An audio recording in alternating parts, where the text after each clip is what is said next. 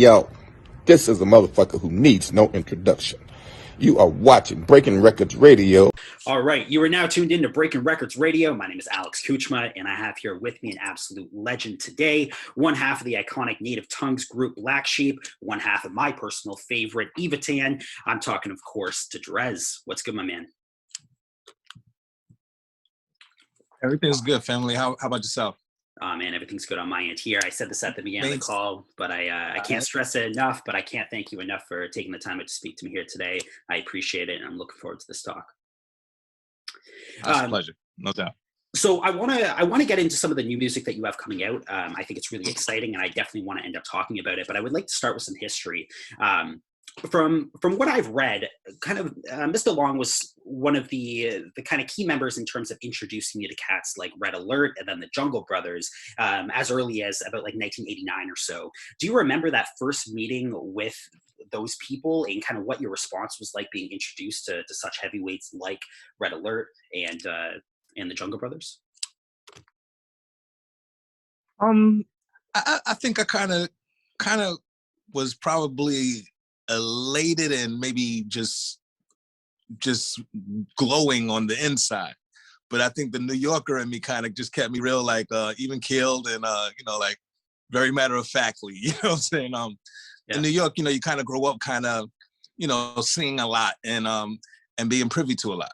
So as much as I respected these cats and had an admiration for them sincerely, I think I was pretty evenly killed and, kind of like, hey, all right, what's up, what's good? Nice to meet you, this and the other. And I think that also kind of is sometimes endearing to the artist, where it's nothing visible. There's no visible agenda, which a lot of times is, like helps you to kind of just be yourself, what I'm saying, around new people. You know what I'm saying? So, I got to say, like, like when I met the fellas and, after I was around them for a really short period of time, I felt that they felt comfortable. You know what I'm saying? So, which is cool, which is very cool. Did you know at that point in time that you were kind of meeting them in order to connect and build a relationship in terms of like your career, or was it just kind of meeting in terms of like friends or like homies that you would end up seeing from time to time? I think at that point, for me, music was always on the table.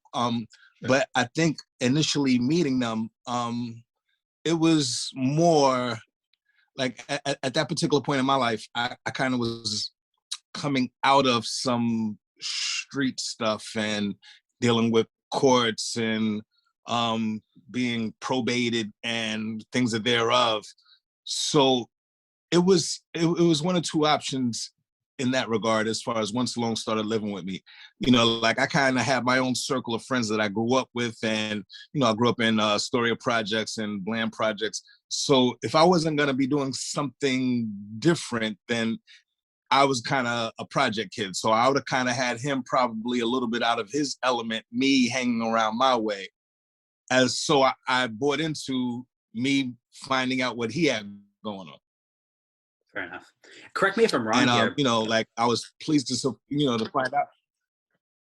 Huh? Yeah. And I was just saying, I was pleased to find out that over the years he had, like, I was with him when he met Red in Carolina, and I was amazed that like he had stayed in touch with him, and over the summers he had built this relationship with Red. So him introducing me to Red, like Red loved him, what I'm saying, and loves him, and so Red loved me, what I'm saying? So he accepted me with open arms on the strength of his relationship with Lawnge, who we knew as Shorty Doo-Wop.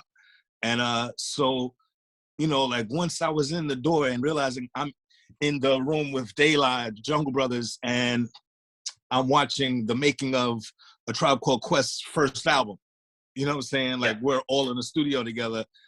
Like every component of my mind was definitely working. And, even at that point, it wasn't so much as me trying to push a musical agenda as it was me just paying attention and seeing how it's done and digesting that, what I'm saying? And I think throughout the making of Tribe's album, me and Lawnge started bonding on, you know, our prior musical history, which was rich, to start putting some focus to it and to realize that, you know, like we're in the room, you know, and there's no one else in the room, like, you know what I'm saying? Like, this is what we're supposed to do, you know, like we're in the room with all these prolific artists. Yeah. And, you know, you know, this is what we're here for, you know, like we had a relationship and it was much deeper than everyone realized, you know what I'm saying? Like me and Lawnge, you know, spent a good solid year, literally every day, you know, cutting records, rhyming, you know, like just hip hop, you know, just for hours, for nothing, you know what I'm saying? So it was the perfect, it was the perfect foundation for what we was about to do, you know? Correct me if I'm wrong, but in those very kind of early beginning stages of your career, you were kind of more on a singing or kind of like an R&B tip, right? What ended up changing that direction to more, I guess, as a rapper? No, well, I think both, to be honest with you. Like I said, music was always in the cards for me. Like I had won talent shows singing, you know what I'm saying? Like literally, but this predated hip hop.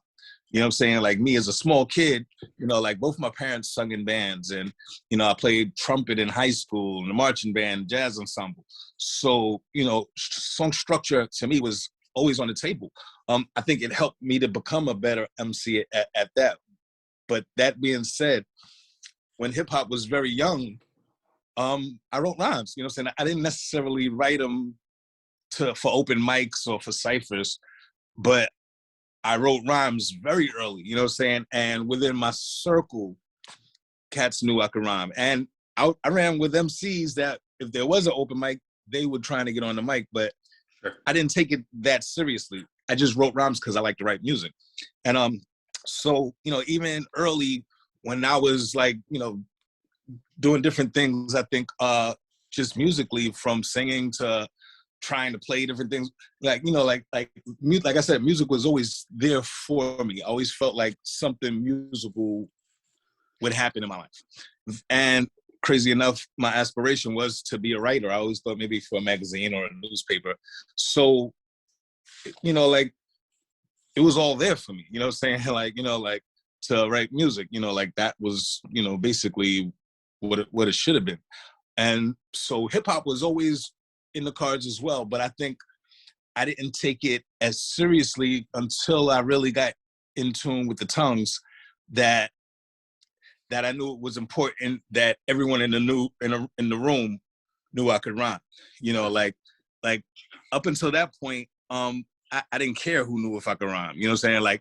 Like I might be rhyming while I'm on the corner hustling with my friends. They knew I could rhyme, but it didn't bother me that no one else in Queens or in the projects knew that I could rhyme. I wasn't trying to battle anybody. I wasn't trying to impress anybody. I just loved hip hop, you know? So that being said, once it got to the place where, okay, this is it. This is we're going to make a solemn effort to establish Blacksheep and this and the other, then that got all my focus. And from that point was the beginnings of me publicly rhyming, you know? Like I prior to that though, I had rhymes for years, you know what I'm saying? But just wasn't interested. I didn't care enough to impress you, to rhyme to you. Like I was kind of, I guess, an asshole in that regard, you know? Fair enough. So at what point then do you actually end up joining Native Tongues as Blacksheep and joining that kind of Native Tongues movement? Because as the name suggests, and you guys have been fairly vocal about this, but you guys were kind of the black sheep of the movement, and at least sonically, it didn't really sound like the rest of the clique. How did you guys end up actually officially becoming down with Native Tongues?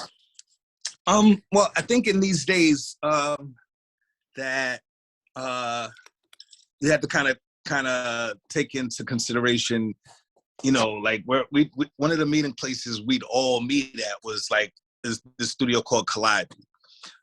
So at the time there were only four recording groups, maybe if some Maloney was visiting or something, but you know, like there was Latifah, there was Tribe, who which were working on their first album. There was Jungle Brothers, and there was Dilla.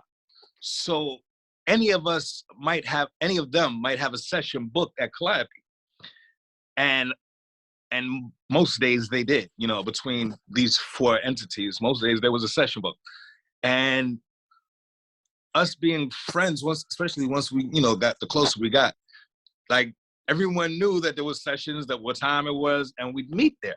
You know what I'm saying? Like, and possibly from there we'd hang out, or, you know, go to a club, or even while we're there, you know, like somebody's going to grab some food, and, you know, like we just became like really cool friends, and we were like the sounding boards for each other. You know what I'm saying? Like these monumental albums, like we're bouncing, you know, concepts off each other. We're hearing it get, you know, cats in the booth, you know, spitting the rhymes to, you know, to these songs and these albums. And I think during these days is really where we bonded to the degree that, you know, we were crew. You know, like after the club, we're hanging out together. After, you know, from, you know, we might be in a diner together, you know, and, you know, after a season or two of this, we were really good friends, you know what I'm saying? And so it got to the point, once it got to the place where me and Lawnge put a demo together and got a deal, we were family. Like, you know what I'm saying? Literally with Red, the Violators, you know, every group's entourage, you know what I'm saying? And, you know, and that's when we looked at each other to the, you know, like, yo, we're really the black sheep of this group, you know what I'm saying? Like, you know, like, whereas everyone had their aesthetic, we kind of was a little bit more, just maybe a little left to center, you know what I'm saying? And, sure. You know, and, you know, but at the same time, you know, I think we were under the same umbrella, and, you know, and Lawnge had been doing things before I really had even gotten implemented as half of Blacksheep that, you know, like little known tidbit, Lawnge did the cuts on the remix of Buddy. You know what I'm saying? So Lawnge is family. You know what I'm saying? Yeah. When they meet me, Lawnge is family. You know what I'm saying? Like, you know, like they're looking at him as someone that, you know, that's in their inner circle. And so him bringing me as his partner put me directly in the midst of their inner circle. And it was really cool to see how our friendships bonded. And, you know, like there were different times when we spent a lot more time together. Me and Tip were tremendous friends. You know what I'm saying? We used to hang together a lot. Me and Paz, tremendous friends. You know, fly to different states together and do just, you know, young boy things, you know, like we're in our early 20s and, you know, like, and making records. You know, it's a very small population of people that were doing that successfully. And we were amongst that. And, you know, it was just a really cool time in my life. That very first kind of original demo that you guys end up recording as Blacksheep, the one with Fall Better on it, that was never really translated into the Wolf of Sheep's Clothing record, like some of the other kind of later demos did. What happened with those first demo songs that you ended up recording? Do you still have those? Have you ever heard Fall Better? I haven't, but I've read about it. Yeah, oh man, I'm trying to find a copy of Fall Better. Like that was even Fall Better was even prior to our demo. Like there was this cat named this is in Carolina, my senior year in high school. This cat named Mellow Mike. Mellow Mike lived in Sanford. Mellow Mike was a producer, and he like, you know, like I said, like I spent my whole entire senior year just writing, and I kind of wrote for, you know, just really in the room. But being that he was a producer, he was cool, and he was from New York. So like he's kind of cool with the inner circle in Carolina. So he knew I could rhyme, but he never saw me rhyme this and the other. But he knew, you know, like if he'd be in a session or just hanging out with us, he, you know, he had heard me rhyme. So he's like, yo, he has put some tracks together. You know, I should write some stuff to him. So I wrote two joints. One was Fall Better, and the other one was called Live Wire. And I thought Fall Better was so dope, like such a dope joint. And in his head, he felt like, you know, all right, well, we're gonna release the lesser of the two songs, and it'll set up the next one. But this is at a time when everything is independent. we don't have a record deal or anything like that. He literally pressed up some stuff himself on vinyl. And, like, it was costly and this and the other. And, like, the whole time I was like, like, it should have been Fall Better. Like, this and I don't know why you didn't, And Livewire was, it was kind of whatever to me. It was like, like, really just something that I rhymed to because, like, this was a track he gave me, but the Fall Better joint was really hot. And so, like, he did this Livewire piece, and I think we even sent it to like, I think it might even got played on the radio one day. Like, it was just mind blowing, just what you could do independently. But this is literally right before I finished high school and I'm out. You know what I'm saying? So so there's this Livewire record that's somewhere out there, not particularly good, but this is like from my senior year of high school.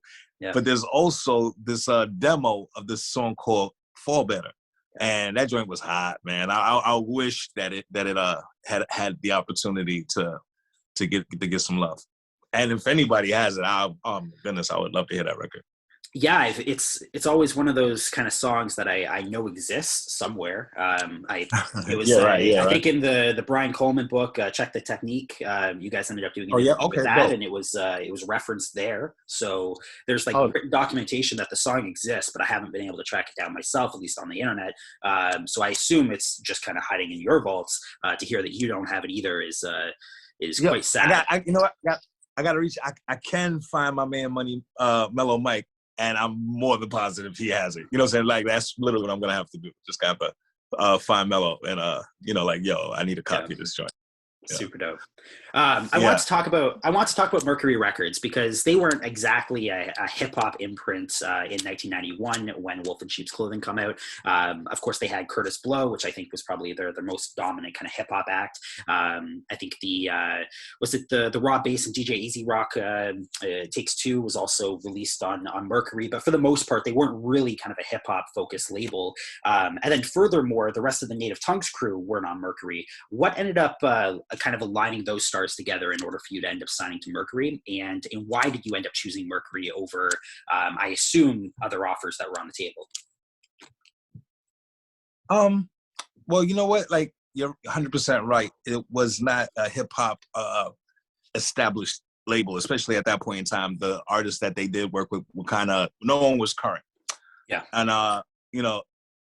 they had signed a few new acts, and we had an opportunity to be one of them. And after kind of making our rounds, like we met with Def Jam, we met, with a few other labels. Honestly, we felt like they had the time to invest in us. That, everyone else really seemed like kind of like their agenda was kind of set, and we'd be trying to infiltrate what they had going on. But Mercury kind of looked at us like we'd be doing them a favor, what I'm saying? And that's what we needed. Like, that's what we felt like we needed. We felt like we needed your attention. We were new. We didn't want to get thrown into any blender. We didn't want to see if we stuck on a wall. We wanted someone that was going to take the time to look at what we were doing, examine it with us, and help it advance it all on the same page, not with an agenda, not with someone in front of us that's more important. And, and for that aspect, it worked. It played well to our advantage. But to other aspects that, there's a savviness that a hip hop label has, as far as, being able to cut corners, being able to see the entire room, how it plays out organically. And, some of that stuff doesn't matter in a major label. Like, one of the things that I learned, being on Mercury was, all right, Mercury is owned by Polygram, but Polygram's owned by Philips Light. And so, the realities start coming into place that, it's all about, bottom line is it's not necessarily about artistry, even though they might present that to you. If this doesn't make Philips Light money, then this is just a write-off. This is just, so imagine, Philips Light is looking at Polygram, Polygram's looking at Mercury, Mercury's looking at us. Okay, now we get it. So we was able to kind of incorporate that understanding into how we started moving. but at the same time, we still felt like, you know, the people that signed us, Lisa Cortez, a queen of a woman, and Dave Gossett, who was our age. You know what I'm saying? We felt like we could communicate with them. You know what I'm saying? Lisa and Dave both came from the Def Jam camp. You know what I'm saying? So we felt like they had an idea of how to move this. And mind you, between the first and second album, an entire different staff, and then, you know, like everything was different. And Universal was about to be the owner. Universal was about to buy a Polygram. So, Okay. you know, it was a lot that was going on that we got caught up in artistically and business-wise, you know, during the second, which played into, you know, how the music was received as well. But initially, you know, like we felt good about Polygram and about Mercury. They had let us pick the first two singles. They let us kind of deliver, you know, our music how we saw fit. I wasn't in agreement with them picking the third single, which was Strobe Light. I just felt like it was just totally the wrong single to come behind The Choice Is Yours. And they had to do a lot of coaxing to get me to go along with it. And for the year, it was the number 16th song on the dance charts. So it kind of did. It worked in a way. Felt like it was just the wrong single. It like they trusted us to do the first two. I wish they had just kept trusting us and to see how it played out. But you know, it was cool. It was quite an experience. And once we had some success with the first album, I got an imprint of my own, One Love, and brought out the Legion and Image. And once the politics of the second album started going down for us, my imprint, all of that played into what we were going through as well. And it got to the point once it got to the point that me and Lawnge were looking at each other like not really feeling how we're standing next to each other, it was kind of over for me. I was like, you know what, like I didn't get into this to catch a case. You know what I'm saying? Like, I'm gonna step back and you know, and it was a good opportunity for me to prove to myself, like, you know, like this wasn't a fluke. I'll start over and I'll do it independently, and I'll learn a lot of the things that were being done for me, and I'll do it again on my own. And you know, and it's been quite a ride for me. I've enjoyed the journey immensely. You know what I'm saying? And you know, still here doing what I do.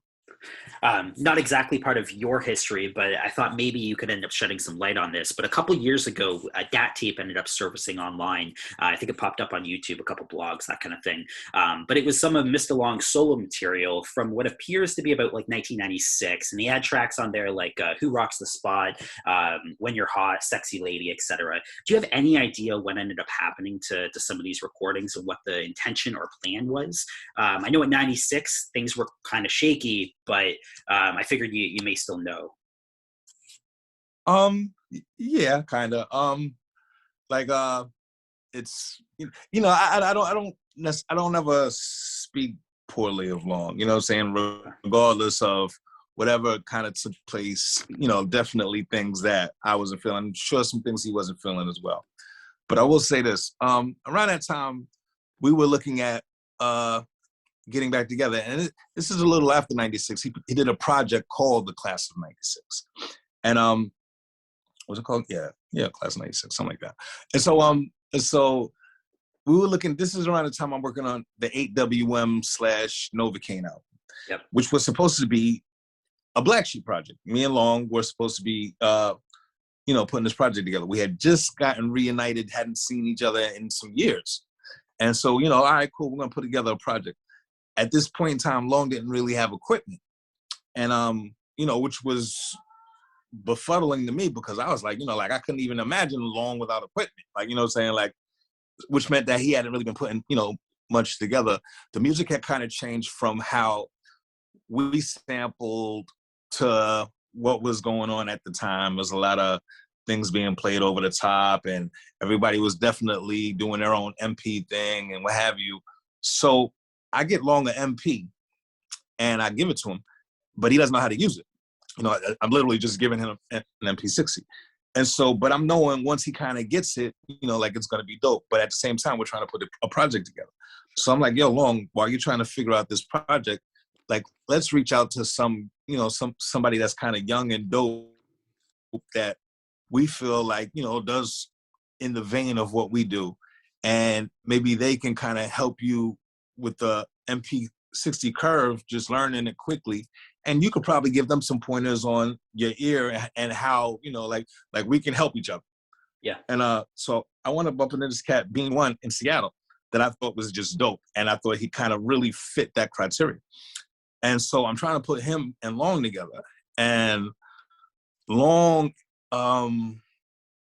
like for some reason, just really balked at the idea. And I remember him, you know, saying something like to the degree, like, you know, like with Guru have Premier do that. And, you know, I just thought it was just really weird because it was like, you know, like, I haven't seen you in years. Yeah. You know, like Guru and Primo, like they've been doing their thing consistently for years. So maybe not, but they're not us. You know what I'm saying? And, you know, like if you can, you know, give me 10, 15 tracks right now, then, you know, that are dope, then, you know, like that quells this conversation. He couldn't. So I'm like, all right, well, so I started reaching out to Bean and, you know, we're trading ideas and this and the other. And every single session that I'm doing, I'm reaching out to Lawnge, who lives in another state now. And I'm like, you know, like, yo, you know, you got to come to New York. And even if it's just for a few weeks, you know, that we can be in the same place, you know, whatever you want to do to these tracks, you can add to them, you can take from them, you know what I'm saying? Like, you got, you know, like, he'll help you with anything that you're not understanding. You know, it was a time to be real selfless. Sure. Lawnge had a problem with that. He comes to no sessions, he comes to no meetings in regards to the album. I want to release it via the Orchard. The Orchard, I was like the first hip hop act on the Orchard. Comes to no meetings, nothing. And I'm trying to do this as a Blacksheep project. Towards the end of the project, I'm finally, but mind you, we're doing shows, we're getting some shows booked. So in getting shows booked, I'm introducing these songs. Lawnge is learning the songs and rocking them live with me. Dope. So before the album is released, we wound up having a show in Seattle. And I go to Seattle and bring Lawnge over Bean's crib. Lawnge jumps on a bunch of songs that are already done. You know what I'm saying? Like ad-libs and things, maybe a hook here, this and the other, skit here, this and the other. And when we get back to, you come off the road, so which is dope because now I can finally add Lawnge's voice to some of the songs to present it as a Blacksheep project, even though the walk was, you know, a little different. So when I get back to New York, I had a publicist that I was working with, and she reaches out to me, and she's like, you know, like, do you know Lawnge reached out to me to hire me? Yeah. And I was like, for what? And she's like, has he sent you, do you have his album? And I'm like, what are you talking about? Like, you know what I'm saying? So she sends me his album, and she's like, you know, he's willing to pay me this much, you know, to work his album. Mind you, this is the publicist that I've introduced him to that's gonna work this new Blacksheep project. Yeah. So she hits me, so I get up with Lawnge, I'm like, yo, you know, like you have an album? The whole time I'm working on something for us and inviting him to every session, every meeting, this and the other. He took that, you know, I was saying that I wasn't gonna use his production or what I was asking of him as, you know, I'll show him and he's putting an album together and doesn't say anything to me, nothing. And I'm like, you know, like, so what's your plans for your project? And he's like, I don't have any plans. I'm just gonna release it. And I'm like, well, I have plans for our project. I said, how about this? Why don't you take a few of the cuts from your project, put them on our project, you know, takes a few of the hotter ones, put them on our project. And, you know, like, let's really make it blow it out as a Blacksheep project. I was like, you know, like I wasn't trying to not say you weren't capable. I just was looking at the reality. I gave you a machine that you didn't even know how to use. You know what I'm saying? And I was like, you know, like, let's advance it. And listening to his project, I didn't feel like there was anything significant or special production-wise about it. I felt like he'd still grow into what he'd be capable of, you know, like, but that wasn't it. But still, you know, I was willing to be selfless, take a few cuts, add on whatever. To which he says to me, look, man, why don't you just release your project and, you know, like, just go ahead and do your own thing. I don't, you know, and I'll do my own thing, like, you know, send together. And, you know, you know, like, I already know what, you know, what my projects, you know, like, he really felt like his joint was just really that dope. And I was looking at him like, are you serious? Like, because to me, like, I listened to it and far from stellar, to be honest with you, as far as what I know him to be capable of. And I also looked at it next to this AWM project, and, you know, it was, to me, it was a no-brainer. Like, yo, there's a world of difference between these two projects, man. I'm like, are you sure? And so he's like, yeah, like, he was, you know, really kind of like, yeah, whatever about it. To which I really kind of got disgusted, like, wow, like, the whole time we're doing shows, I'm taking my portion of the money and putting it into studio sessions to benefit us. I'm taking meetings to benefit us. Everything I'm doing is to benefit us. I'm not asking him for anything as far as the making of the project, anything of the sort, because I kind of already know if he didn't have equipment, let's let him get on his feet. You know what I'm saying? So I feel like I'm being his brother and, you know, like, and handling a lot of things on my own. So for him to kind of go behind my back and do an entire album, not even mention it, like, I was just like, you know what? Doesn't sit well. You're telling me to just go ahead and rock? Cool. Yeah. We will never have this conversation again. And that was kind of makes sense for me. So that tape then would have ended up being those recordings, I assume, or at least some of them. Right. Gotcha. One last question here before we end up there's a project. I believe he has a band camp. Huh? I was gonna say the project, I believe it's called the Class of '96, and I believe he has a band camp that offers it. And this is my word, like, you know, like, I'd let the public be the judge of, you know, of that album. Gotcha. I wanted to ask one more question here before we dive into some of the newer material, and I do want to talk about the newer material as well. But one of my favorite projects over the last 10 years was that Evitan record that you ended up dropping with Jarobi. Have you two ended up working together again on another Evitan record in the future, or even possibly releasing physicals of the original album, the one that came out in like 2014, 2015, because I had to like burn a CD, like I burn a CDR and like print off the cover and whatnot. I have it somewhere here, but it's just my little ghetto like version of it. I want like a physical copy, let it be vinyl, tape, whatever. Is that ever going to happen in the future? It is, which is like really kind of cool.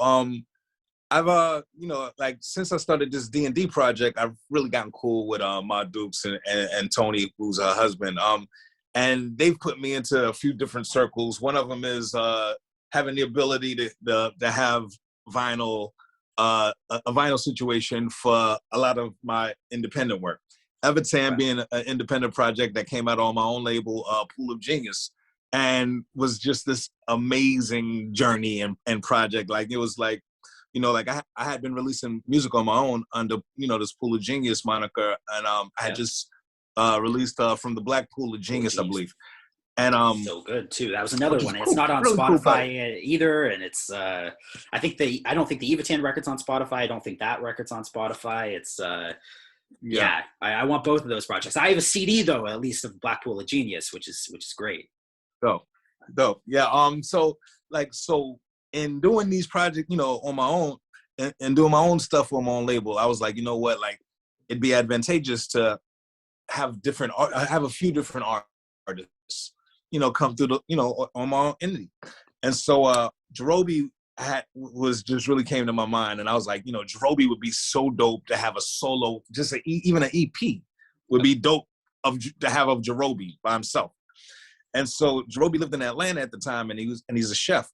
So at the time he was really, really busy, you know, as his son down there and, you know, his job, what have you. And so he was like, yo, I'm just too busy, this and that, and he wouldn't entertain it. Life had it that, you know, I reached out to him maybe 6 months later, and he had just moved back to New York. And he was like, you know what, why not? You know what I'm saying? I'm here, this and the other. I'm like, yo, you serious? He's like, yeah. So I'm like, don't worry about nothing. I booked a session. You know, I pick out a few tracks, he comes to the session, and in my head, I'm like, like Jarobi's been with Tribe from the very beginning. He's performed with them all over the world. People don't know him for rhyming, but there's no way that he's been in the room that long and been on stage that long and can't rock. There's no way in my head. So I say to myself, like, well, I'll do the first song with him. That way to kind of ease him into the process. And so the first song, like, like I hope you write, first joint, write your verse. I'll write a verse. I'll take care of the hook, and, just kind of ease him into, and that song was Keep Keeping On, which is dope. And, and blew us away for it to be the first thing we've ever done. And, like he played it for Tip. Tip is like, yo, y'all should be a group and all this stuff. Everybody's coming back like, yo, y'all got to keep doing more. So I'm like, like, I don't know about a group, but come on, let's do some more. So we do a second song. We do a third song. And the more we do, like, the more I'm like, you know what? Like, maybe, like, this might be something really cool. We wound up doing 20-something songs, and had a really dope project, had reached out to friends of both of ours and had different cats come through, jump on this, jump on that. And, even reached out to a gamut of producers, and we're getting all kinds of dope production from different cats, that some with names, a lot with no names, but all of them were just dope cats. And we put together this really cool project. And, it was a lesson for me as far as the promotion and marketing of it, because I, in my warped mind, honestly felt like all people need to do is hear that DRES and Jarobi have an album together with features, and this shit is going to be on fire. And it's like, to this day, people do not realize that album even exists. And it went really under the radar. And like I said, there was no physical copy of it either. So, but people that were kind of tuned in to weekly releases at that kind of moment, they heard it. And I think everyone that's heard it loves it. It's fantastic. Yeah, right. It's one of those albums, like, everyone that's heard it is like, yo, that album is amazing. But there's so many people that, like, if I speak about it, they're like, when did this happen? Like, what I'm saying? Like, and, it taught me a lesson about not taking things for granted, and about setting things up, and about taking the moment to establish and introduce and preview, and, like, just the whole marketing aspect, and why it's so important, regardless of who you might think you are. You know what I'm saying? Like, so I was like, okay, cool. That was a cool lesson. And for us to have done this really dope, prolific project prior to the last Tribe album, and for Tribe, for Tip to have, kind of peeped, the ability of Jarobi, and they gave him a portion of the reins on their last project. It meant so much to me, because I felt like, it was a joy to watch him just blossom as an MC, literally from a seedling to a flower. And to know that some of that energy was a result of me asking him to do a project with, you know what I'm saying? And, and him agreeing to do it, and people seeing, his ability that I believed in before I even saw it, you know what I'm saying, to come into fruition. Like, like, it was just the most amazing thing. And, Jarobi is, a brother to me, you know what I'm saying, sincerely. And, sometimes, like, in families, like, sometimes brothers, might not see each other, but at, Christmas, Thanksgiving, and whatever. But, whenever they see each other, they're brothers, they hug, they, and they talk about everything that's taking place in the interim. And that's me and Jarobi. Like, like, we don't speak all the time, but I'm there if he needs me. He's there if I need him. And we've spoken to doing another Evitan project. You know what I'm saying? Like, we both hold it in very high regard, and saw everything it should have been. And, and even at this point, like, I feel like, D&D coming in this summer is gonna help that project. You know what I'm saying? Like, it's gonna put more people, onto, Black Pool of Genius, AWM, or any of the projects that I might have done that might have went under the radar.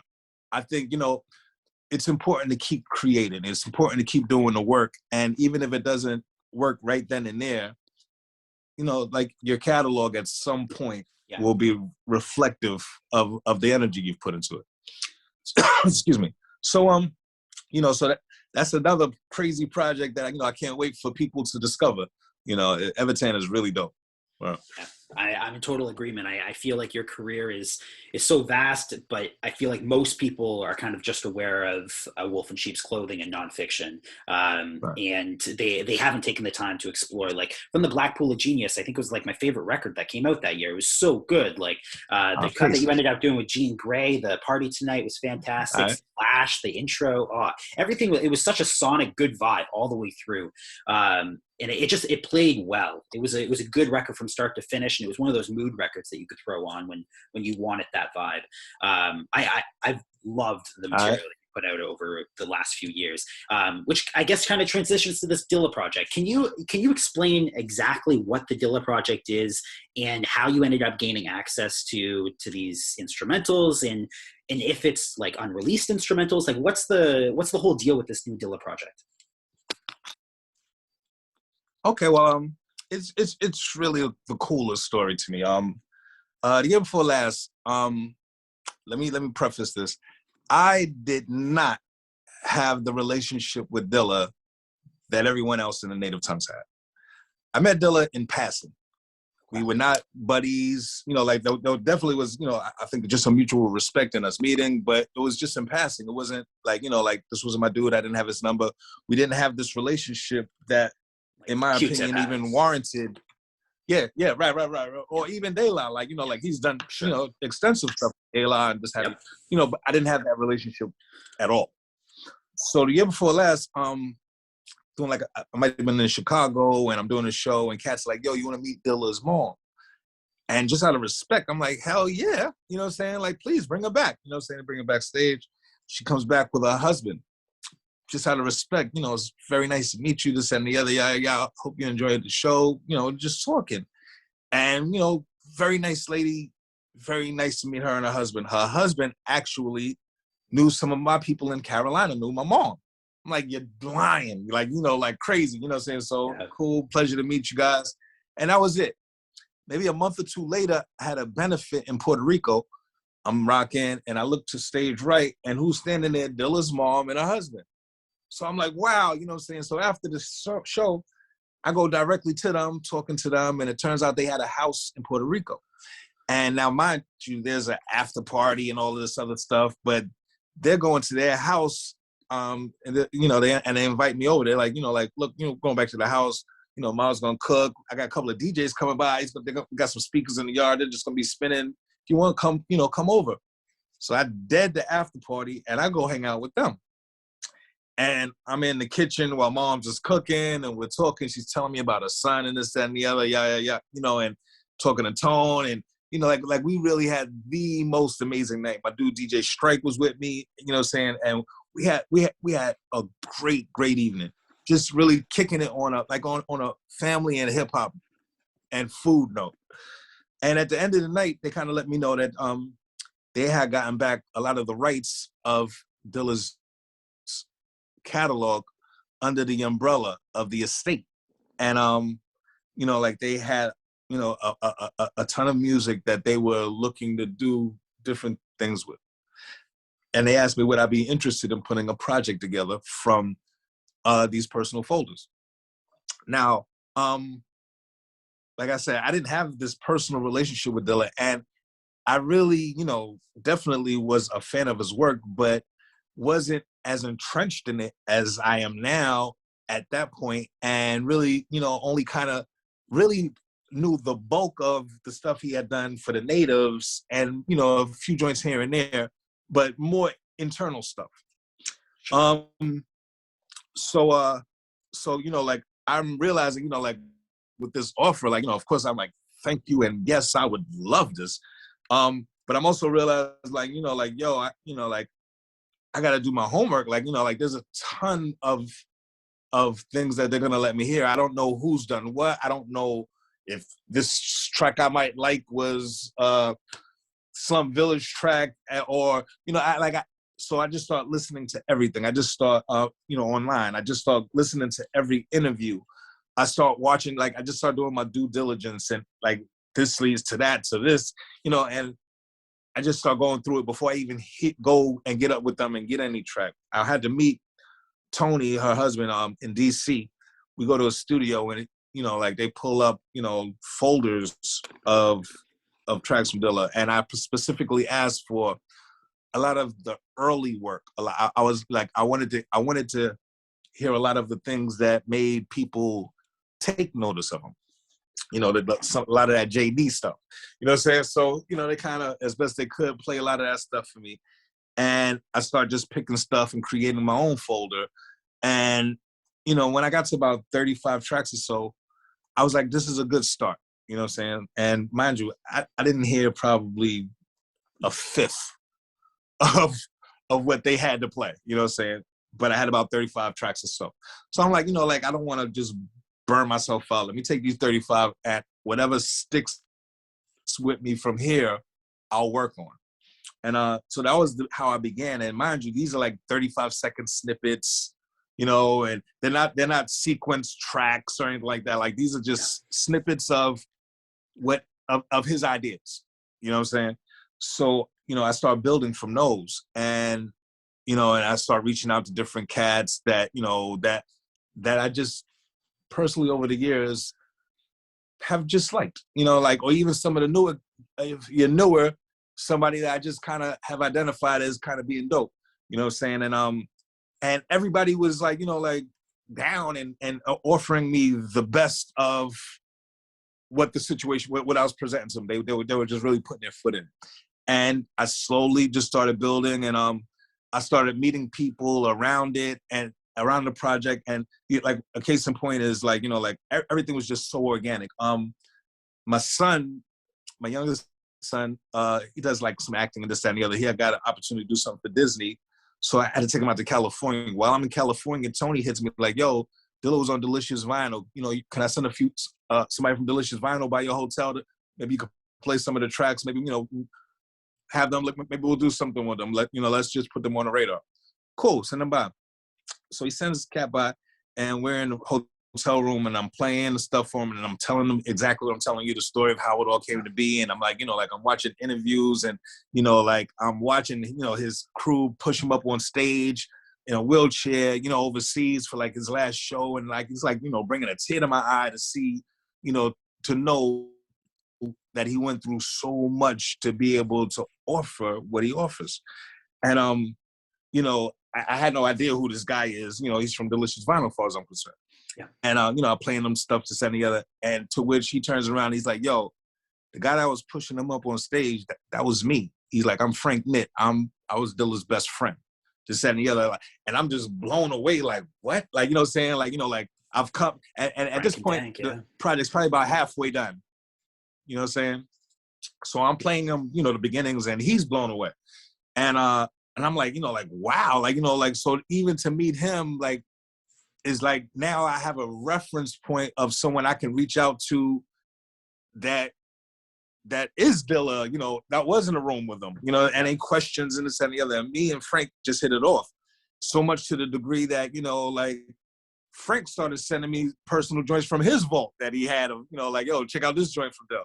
You know what I'm saying? So, you know, so some of the songs are stuff that I'm pretty sure no one's heard. Okay. But some of the stuff, like I said, in me picking, I didn't know what lied where. So I might have picked out a lesser known track that someone did do something to, sure, but they didn't do it to the degree that of what I'm about to do with it. And my whole mindset was, if someone didn't do whatever they did with it to the degree that I've heard it, then they haven't done nothing with it yet. You know what I'm saying? So I think there's a couple of those tracks that do exist. Matter of fact, I know there are, because there's a couple that I've had to rework since completing the album. There's like a couple of tracks that I kind of have a couple of surprises that had to be flipped. But just a couple. And, you know, most of the project is, you know, very much something that you might maybe have heard, maybe, but some of it is definitely some stuff that you've never heard. And it's really special. Like I've got a mixed version of the entire album. And one of the things that also happened in the making of it was the company that shot Chi Ali's documentary reached out to me, and like I said, very organically, asked would I be interested in them helping me create a mini documentary about the making of this. Yeah. So all of that's been happening as well in the making of this project, and I've seen the sizzler of what that's going to be, and that's equally amazing. So it's like, you know, like right now I'm in a place where I'm just trying to finish up the mini doc and revamp a couple of songs, master, maybe add some cuts, and you know, like I'm trying to release this project with a nice couple of months setup this summer. You know what I'm saying? I'm hoping that March sees the documentary in the can and the newly revamped album in the can, and I can kind of promote April and May and maybe drop in June. Man, it's fantastic. I love the story. I love just the idea of you not being accustomed to this material and having to go through and put in the effort yourself and learn the material and fall in love with the material as you're going through it. And as you said, do your due diligence. I think that would be an excellent name for the album. Due diligence. Due diligence. Yeah, right. D&D, right. works. But yeah, man, it's but maybe the next one, because I'd like to do another one, to be honest with like even the way this is set up, I'd like for it to be bookends, and maybe the next one due diligence. That sounds pretty cool. Man, I can't wait to hear the new material. As I said, I'm a longtime fan, and I can't thank you enough for taking the time to speak to me here today. Where can people find you, social media wise? Where can people stay in touch with new material? Well, definitely, I'm on IG at Blacksheep DRES, and I'm on Twitter at DRES Blacksheep. And I would love for everyone to slide by my website, poolofgenius.com, where you can grab any of the products that we've talked about today, the independent albums, the Evitan album. You can also get some merchandise. And there's pretty much a plethora of videos that you've probably never seen available for you to watch at poolofgenius.com. Oh, man, once again, thank you so much for taking the time out of your day to speak to me here today. I appreciate it. I'd love to have you back on in the future whenever new material does end up surfacing and I get a chance to actually hear it, kind of do a deeper dive into the actual sounds, the music itself. I'd love that. And once again, man, thank you. Let's do it. Let's do it. I appreciate you. I appreciate your knowledge and your understanding of the culture and of the music, and your questions that were very well thought out, and thank you. And even how you kind of just kept us moving in a good headspace.